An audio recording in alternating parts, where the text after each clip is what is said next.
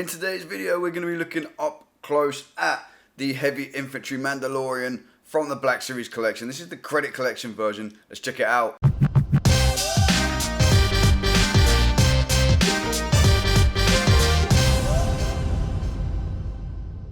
So welcome back to the channel, people. My name is Bobby. I'm one of the Pop Bros, and today, as I said, we're looking at the Heavy Infantry Mandalorian from the credit collection, which is obviously part of the Star Wars Black Series collection. This is a figure I've been super excited to open for a while now. I've had it sat there. I haven't got around to making this video. It's one of the coolest looking figures from the Black Series in recent times, in my opinion. I think it looks super awesome. And of course, being the credit collection version, it is based off the artwork you see on the box here, which is the super cool artwork that you find at the end of every episode of The Mandalorian. Every episode has different pictures coming up, and you can see it on the back of the box too.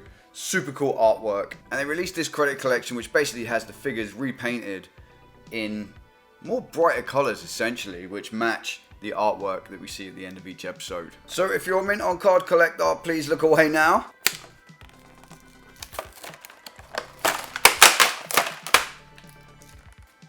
You don't need that bit. And here he is, the super cool figure. So let's not mess around anymore and let's get up close and personal. We'll take a good look at it. So here's the figure itself, but before we get to that, let's take a quick look at what comes in the box with it.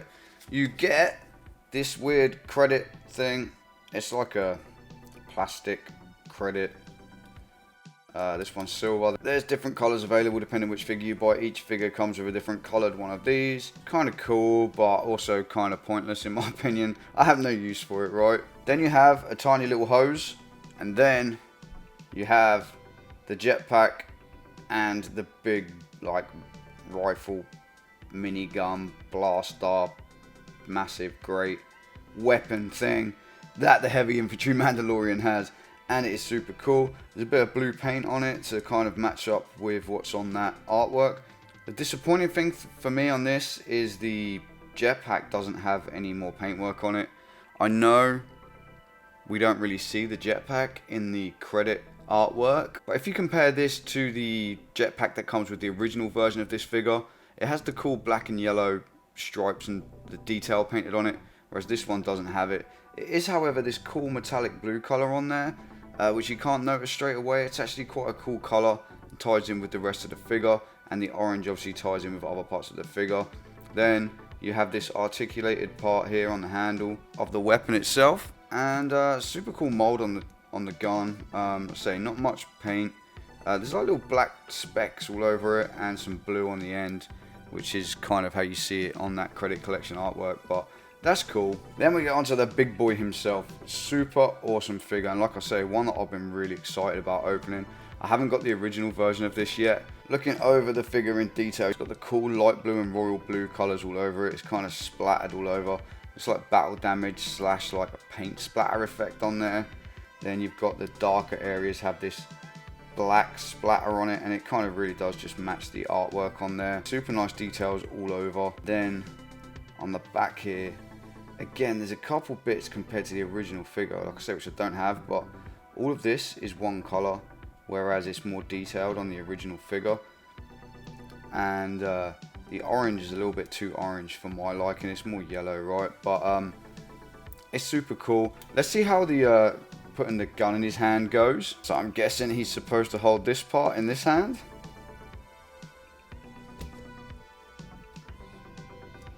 Which is a tight fit. Is that right? And then I guess we need to put the hose underneath to get the jetpack on his back, which just pushes into place, hopefully. Yeah, it fits on there. It actually stays on there pretty good. It's pretty solid on there, right?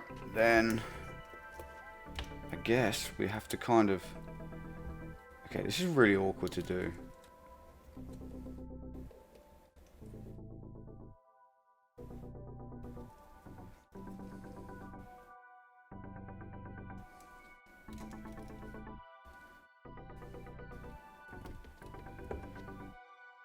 It's really hard to get him into a position where he's holding that, and that does not look right at all.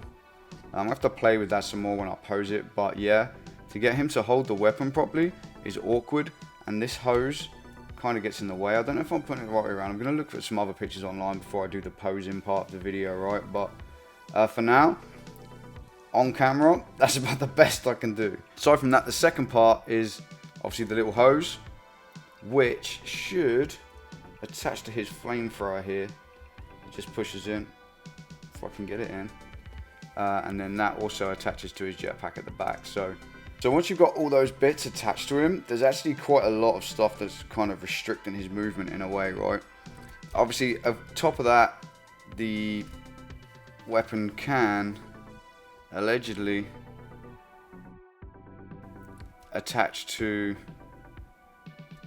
there we go, it can attach to the jetpack, and he looks something like this, and I have to put him really far back to even get it all on camera. There you go, that's how he's going to look, right? So I'm going to take that off and we'll have a look at his articulation just as a figure himself. I don't expect a lot of articulation from these big bulky figures, but what do we get?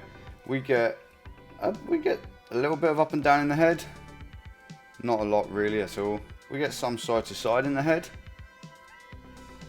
And we get rotation, most importantly. It goes all the way around, which is great news. You can be happy about that. Then in the arms, we have an outward. Okay, so we need to lift this shoulder pad over to be able to lift it up. And you can get it up fairly decent like that, and it looks okay with the shoulder pad coming over like that, right? That looks okay. You can, because the shoulder pad is separate, you can rotate it all the way around. That joint actually feels a little bit loose, to be honest. And it's going to be the same for the other side, where he's got that Mando Mythosaur logo on his shoulder pad. Then at the elbow, we get a good solid 90 degrees.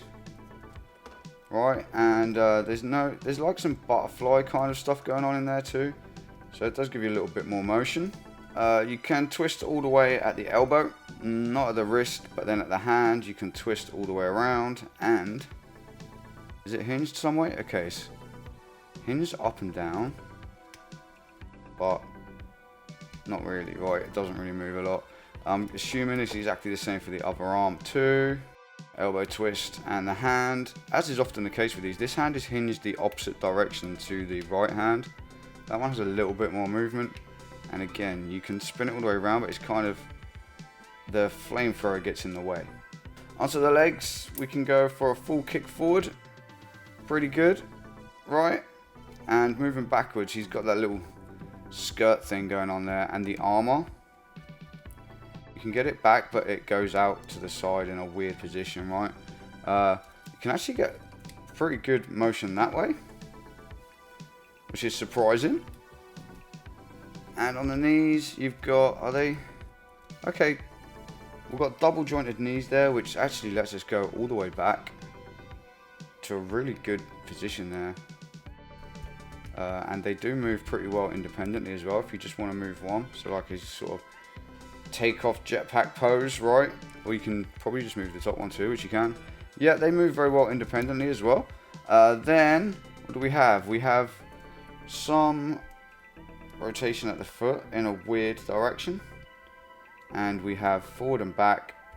Quite a bit of back. Not so much forward because of this piece of armor on the shin there, which kind of blocks the foot, but pretty decent. The other foot, I'm guessing, is the same.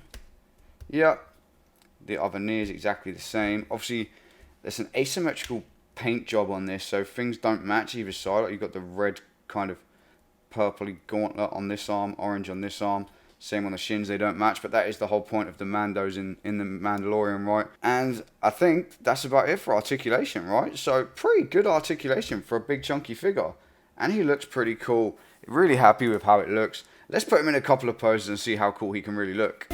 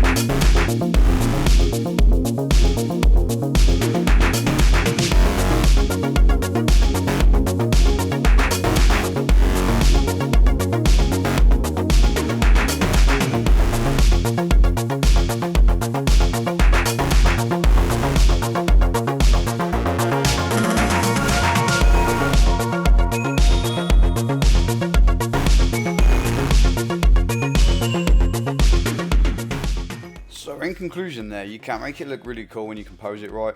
However, I do want to say it is very difficult without a stand or something to get him to stand upright. As long as you've got both feet flat on the ground, he's okay. But the weight of having the jetpack and everything attached to his back does make him a little bit like liable to fall backwards. Like even here right now, it's difficult to get him to stay. If you've got a stand or something, he's going to be fine. But the slightest little touch backwards and he's going over, see?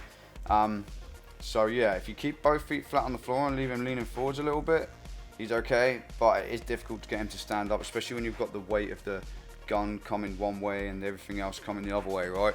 It's a little bit difficult. So finally, just some quick size comparisons. We've got a smaller figure like Rey. Obviously, this Heavy Infantry Mandalorian is huge, but he's very big and bulky, and he's awesome because of it, right? So Rey stands up to about his shoulder, just over, and a Mandalorian Remnant Stormtrooper alongside him there to show some height comparison. He scales very well with those, and does make him look really kind of imposing, you know, like Mr. Trooper's got to look up at him. These can make for some cool poses, right? Having that dynamic of different height figures is great. By the way, my second Remnant Stormtrooper came through as well, so now we got two of those. We can attack him from both sides, so that's going to make for some cool photos and stuff too. Glad to have two of those now. They can both stand guard side by side, but big Heavy Infantry Mando looks rather mean and imposing over the top of them, right? So there he is, people. Isn't he awesome? Absolutely. Really happy with the figure. Like I said, a little bit difficult to stand at times because of the weight, especially with the jetpack on his back. But apart from that, this guy looks absolutely awesome. I love how bright it is, and I do like the colours on the credit collection. And I do like the original versions as well. It really depends on what you're going for as to which one I'd say. If you want something that's bright and is really going to stand out, then this is definitely the version to go for. If you want something that is more true to the real colours of the Mandalorian in the show, then maybe go for the original version. Or do what I'm going to do and probably going to end up buying both because they are so awesome. Such cool figures. Really, really pleased with it. And I need to get like a flight stand or something for him so I can sort of, you know, try and pose him, I don't know, something like this where he's like taking off on his jetpack or something, you know. Choo! I don't know, but anyway, I hope you enjoyed the video, people. I hope you liked looking at this super cool toy. Lots more toys and collectibles coming up on the channel, so please do. If you love that kind of stuff, hit that subscribe button. We'd love to have you come along and watch more videos. Leave a comment below what you think about this, especially versus the paint job on the original version. I'd love to know which one you prefer. And apart from that, thank you for watching, people. We appreciate you all very much, and we hope to see you really soon. So thank you. You're all awesome. Take care, and if you want to watch another one of our videos, you can do so by clicking here right now. But until next time, me and the Heavy Infantry Mando are out of here. Peace.